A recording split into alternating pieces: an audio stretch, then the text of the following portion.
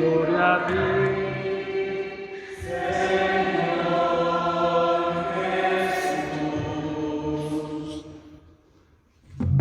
El Señor esté con ustedes. Evangelio de nuestro Señor Jesucristo según San Juan. En aquel tiempo Jesús dijo a los judíos: si yo diera testimonio de mí, mi testimonio no tendría valor.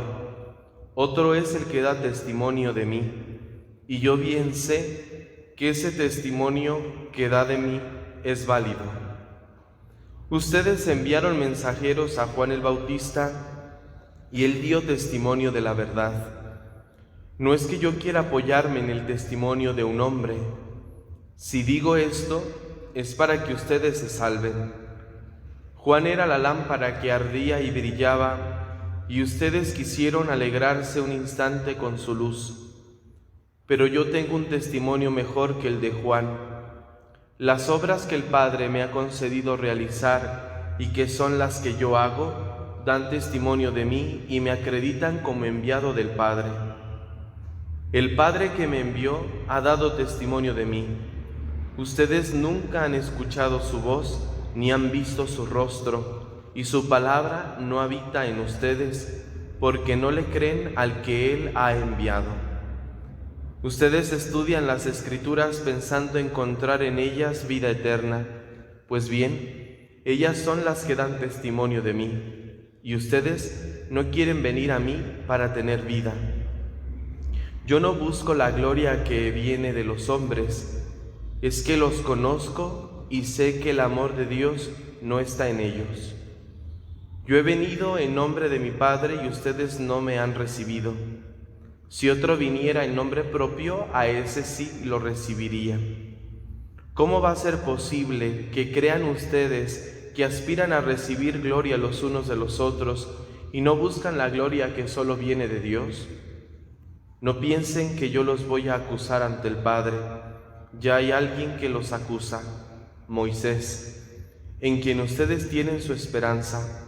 Si creyeran en Moisés, me creerían a mí, porque él escribió acerca de mí. Pero si no dan fe a sus escritos, ¿cómo darán fe a mis palabras? Palabra del Señor.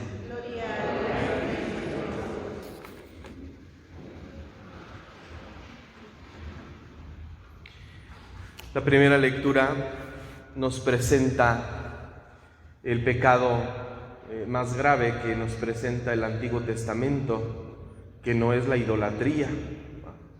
La idolatría no es el pecado más grave que se presenta en el Antiguo Testamento, sino es el mismo pecado que ya en el Nuevo Testamento Jesús reitera cuando dice que todos los pecados les van a ser perdonados, pero el pecado contra el Espíritu Santo jamás tendrá perdón. Será reo de un castigo eterno, así lo menciona la Escritura. El pecado más grave, por lo tanto, es cerrar el corazón a Dios, es no reconocer el amor de Dios y no dejarse envolver por su misericordia. Ese es el pecado más grave. El pueblo de Israel, en su travesía por el desierto, continuamente cerró su corazón a Dios. Por eso, a consecuencia de cerrar su corazón a Dios, iba tras los ídolos. Pero la idolatría no es el pecado más grave. El pecado grave no es que hayan construido un becerro de oro el pueblo de Israel y se hayan postrado ante él. Esto viene a consecuencia de cerrar el corazón a Dios. O como lo expresa aquí el texto, veo que este pueblo es un pueblo de cabeza dura, que ha cerrado su mente, ha cerrado su corazón a la acción de Dios. Y es lo mismo que sucede en el Evangelio. ¿Qué necesidad tiene Jesús de estarle explicando a la gente, sobre todo a los escribas y fariseos, que son los que se han cerrado al actuar de Dios, al obrar de Dios? ¿qué necesidad hay de estarles explicando con peras y manzanas la obra de Dios? Porque se supone que ellos son estudiosos de la ley, son personas preparadas en las cosas de Dios y son los que muestran más resistencia a Dios mismo. Pero Jesús mismo dice, si digo esto es para que ustedes se salven. No lo digo para quedar bien yo, no lo digo para que se me reconozca como tal. Si lo digo es para que ustedes se salven, porque el beneficio lo llevan ustedes, no yo. Y no tiene necesidad, Dios no tiene necesidad de dar testimonio de sí mismo ante nosotros. Dios no tiene necesidad de explicarnos así, paso por paso, lo que de antemano ya sabemos. Lo que a lo largo de nuestra vida de fe, de nuestra vida cristiana, hemos ido aprendiendo. Porque hemos ido aprendiendo lo que tendríamos que saber y con eso basta. Con eso, con esa fe que nos transmitieron nuestros padres, el testimonio que nos han dado muchas personas a lo largo de nuestra vida en cuestión de fe, la palabra que hemos escuchado continuamente en las Eucaristías a las que asistimos, eso sería suficiente para que nosotros abriéramos nuestro corazón de par en par a Dios y lo dejáramos entrar y dejáramos que Él hiciera su obra en nosotros. Pero sigue habiendo estas resistencias. Lo que también en el Evangelio de San Lucas llama él mismo, no cabeza dura, sino esclerocardía. La esclerocardía es la dureza del corazón. Y entonces pensemos, porque tal vez todos tenemos algo de cabeza dura, todos tenemos algo de corazón duro. Hay cosas que sí aceptamos con facilidad, porque no cuesta trabajo, porque coinciden con nuestra manera de pensar, coinciden con nuestra lógica. Sin embargo, hay cosas que no somos capaces de entender así por nomás. Necesitamos razonarlas, necesitamos reflexionarlas una y otra vez a fin de que puedan entrar a nuestro corazón.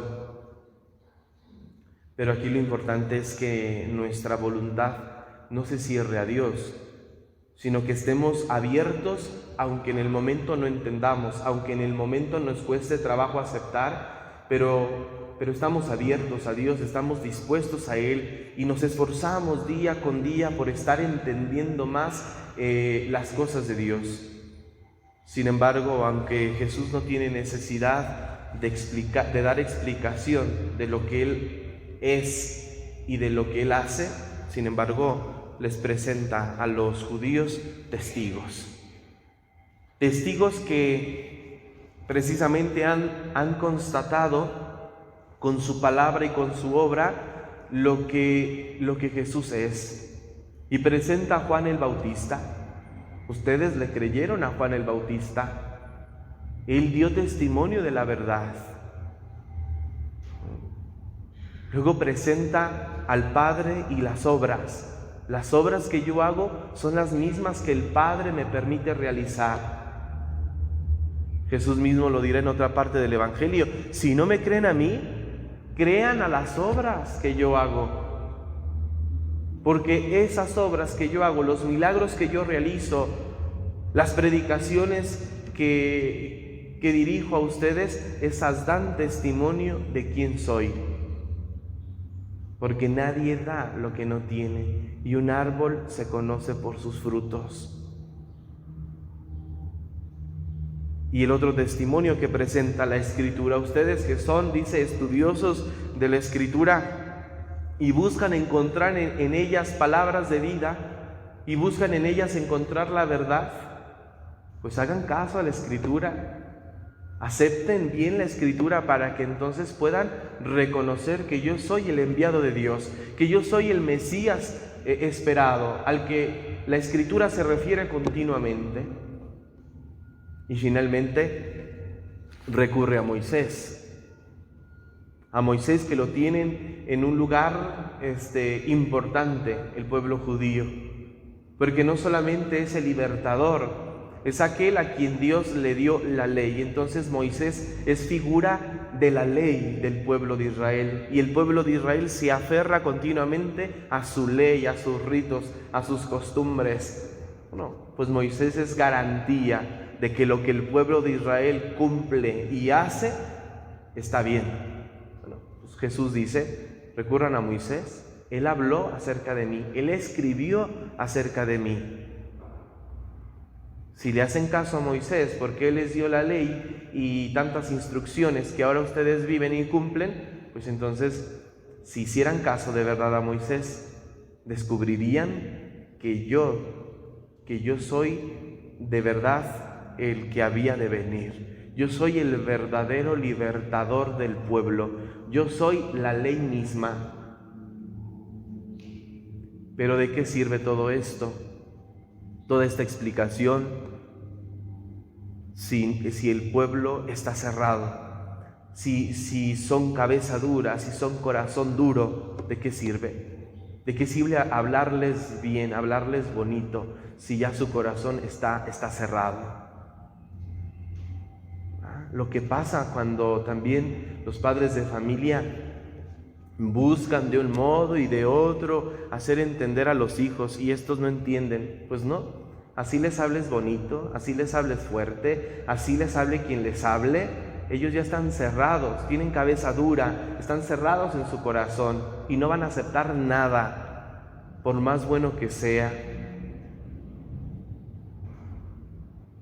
Este diálogo de Jesús y los escribas y los fariseos me recordó mucho a una parte del texto del diario de Santa Faustina, que ustedes pueden luego ver en el diario, en el número 1486, el diálogo entre Dios misericordioso y el alma desesperada.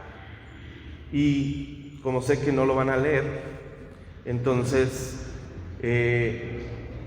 lo voy a leer aquí, al menos para que nos lo llevemos. Es el diálogo entre Dios amoroso, Dios misericordioso y el alma desesperada. Y ojalá que a partir de esto podamos nosotros ver nuestra situación. Es que también nosotros somos cabeza dura. Por más que venimos a misa y escuchamos sermones y escuchamos tantas homilías en las redes sociales y hacemos tantos rezos de un modo y de otro y nos llenamos de tantas cosas y no hacemos caso y no entendemos. ¿Y por qué no cambiamos?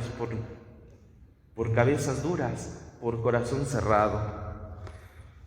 Dice Jesús: oh alma sumergida en las tinieblas, no te desesperes, todavía no todo está perdido.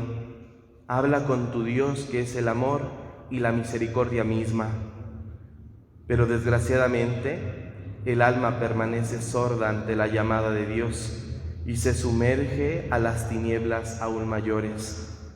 Jesús vuelve a llamar: alma, escucha la voz de tu Padre misericordioso. En el alma se despierta la respuesta: para mí ya no hay misericordia, y cae en las tinieblas aún más densas, en una especie de desesperación que le da la anticipada sensación del infierno y le hace completamente incapaz de acercarse a Dios. Jesús habla al alma por tercera vez, pero el alma está sorda y ciega. Empieza a afirmarse en la dureza y la desesperación. Entonces empiezan, en cierto modo, a esforzarse las entrañas de la misericordia de Dios, y sin ninguna cooperación de parte del alma, Dios le da su gracia definitiva. Si la desprecia, Dios la deja ya en el estado en que ella quiere permanecer por la eternidad. Esta gracia sale del corazón misericordioso de Jesús y alcanza el alma con su voz, y el alma empieza a comprender el esfuerzo de Dios, pero la conversión depende de ella. Ella sabe que esta gracia es la última para ella, y si muestra un solo destello de buena voluntad, aunque sea el más pequeño, la misericordia de Dios realizará el resto. Y habla Jesús: aquí actúa la omnipotencia de mi misericordia. Feliz el alma que aproveche esta gracia. Con cuánta alegría se llena mi corazón cuando vuelves a mí. Te veo muy débil, por lo tanto te tomo en mis propios brazos y te llevo a casa de mi Padre. El alma como si se despertara. ¿Es posible que haya todavía misericordia para mí?, pregunta llena de temor. Responde Jesús: precisamente tú, niña mía, tienes el derecho exclusivo a mi misericordia. Permite a mi misericordia actuar en ti, en tu pobre alma. Deja entrar en tu alma los rayos de la gracia. Ellos introducirá la luz y el calor y la vida. El alma, sin embargo, me invade el miedo tan solo al recordar mis pecados, y este terrible temor me empuja a dudar en tu bondad. Jesús, has de saber, oh alma, que todos tus pecados no han herido tan dolorosamente mi corazón como tu actual desconfianza. Después de tantos esfuerzos de mi amor y mi misericordia, no te fías de mi bondad. Oh Señor, sálvame tú mismo, porque estoy pereciendo. Sé mi Salvador. Oh Señor, no soy capaz de decir otra cosa. Mi pobre corazón está desgarrado, pero tú, Señor. Jesús, he aquí, oh alma, todos los tesoros de mi corazón. Toma de él todo lo que necesites, etc. Pero es esto: el alma tiene la exclusiva, dice, de la misericordia, del amor de Dios. Y lo que más lastima, dice Jesús misericordioso, lo que más me lastima, dice, no son tus pecados, sino la desconfianza que tienes para acercarte a mí. Ahí está. Jesús no tiene necesidad de explicarnos. ¿Por qué tendría que explicarnos paso por paso, con peras y manzanas, su amor por nosotros? Y todo está claro. Si todo lo que hemos vivido en nuestra vida cristiana, Dios lo ha permitido para que podamos descubrirle, podamos amarle y podamos dejarnos amar y abrazar por su misericordia. Pues que no seamos nosotros cabezas duras, que no seamos corazones cerrados a Dios. Este es el pecado más grave, y a veces lo somos, porque la palabra de Dios no ha logrado permear en nosotros, no ha logrado transformar nuestra vida, no nos hemos convertido totalmente. Y no es porque la palabra de Dios sea estéril, no, es viva y eficaz. Pero nosotros nos cerramos, y ante la cerrazón Dios no puede abrir. Dios no puede obligar al alma, a cada uno de nosotros, a abrirse a su amor infinito, a su misericordia constante. Depende de nosotros. También el Sagrado Corazón, lo que decía Santa Margarita María Alacoque: esta es la última oportunidad que doy a la humanidad para que se arrepienta, se convierta y vuelva a mí. Pues este es el tiempo, es la última oportunidad que el Señor nos da. Y hoy, para algunos de nosotros, el día de hoy puede ser el último. ¿Qué esperamos? Estamos a punto de acabar la Cuaresma, vamos a iniciar ya la Semana Santa. ¿Y qué? con qué actitud vamos a llegar a la Semana Santa, a vivir los misterios más grandes de la fe, con el mismo corazón orgulloso, con el mismo corazón soberbio, creyendo que lo que yo sé es mejor que lo que dice la Sagrada Escritura, es mejor de lo que dice el Papa y el magisterio de la Iglesia. Abramos nuestro corazón a Dios. ¿De veras estamos en proceso de conversión o ni la hemos iniciado? Ya vamos terminando la 4ª semana de la Cuaresma. Iniciaremos el domingo la 5ª y última semana de Cuaresma. ¿Y qué ha pasado?